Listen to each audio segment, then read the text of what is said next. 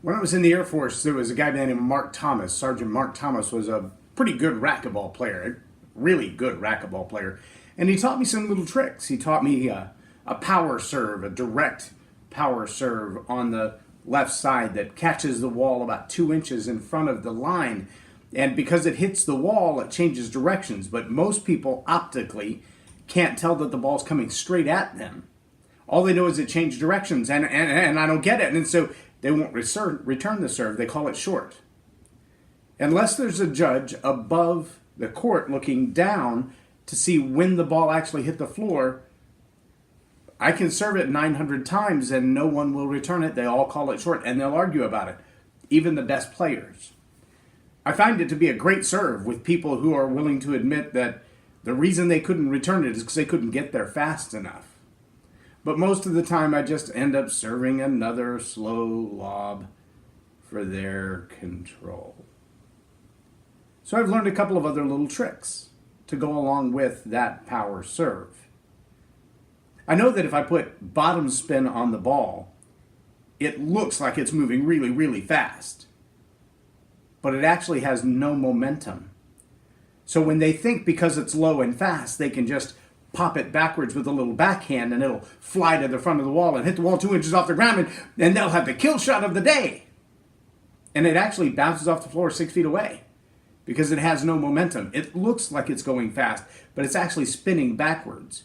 So when they hit it, it reverses its angle, and their backhand actually causes the ball to dive to the floor before it gets to the wall. And again, they don't want to admit, oh, you got me with that serve. What they say is, I guess my backhand is a little off today. I guess I didn't hit it as hard as I thought. I served 9 points in a row on a guy the other day that I've never scored more than 3 on because I have the strings back in my good racket and I'm not playing with a butterfly net anymore.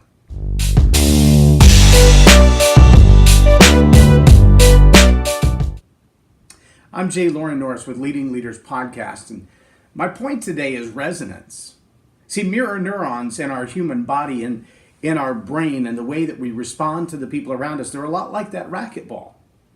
The faster I hit it, the more momentum it has. The faster it comes back, the more momentum it has when they return it. And then it just escalates. And the faster they hit it, the faster I hit it, and the faster they hit it, and the faster I hit it. And we end up with this volley where anybody watching the conversation feels like a tennis match and all they can do is go back and forth. And if you've ever been in that kind of conversation, maybe with your toddler,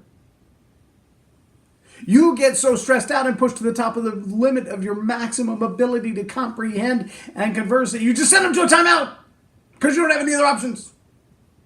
Or you scream and you yell and you get violent and you get physical. Maybe you've had that confrontation in traffic, in a sales call, in a team meeting.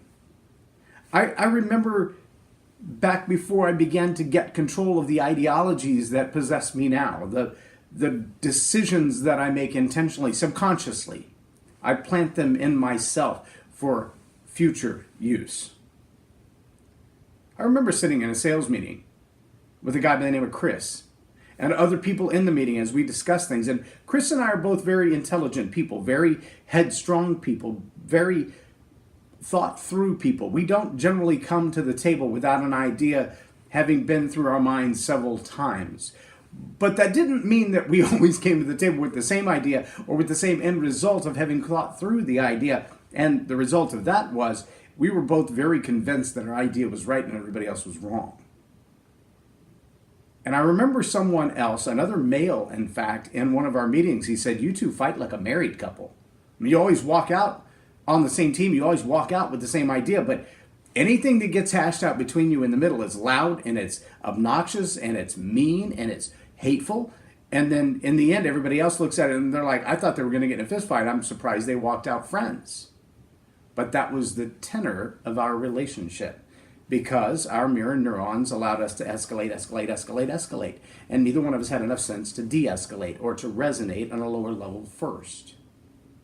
What I'm challenging you to do as a leader is to realize that you have the ability to set the tone, the pace, the volume of the conversation. Take a deep breath. Count to 10 before the conversation even starts.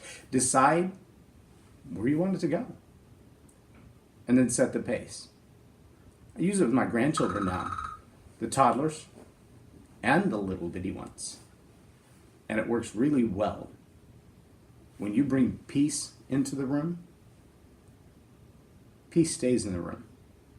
So I'll tell you something, that 9-month-old little girl with a wet diaper, she doesn't calm down when you yell at her.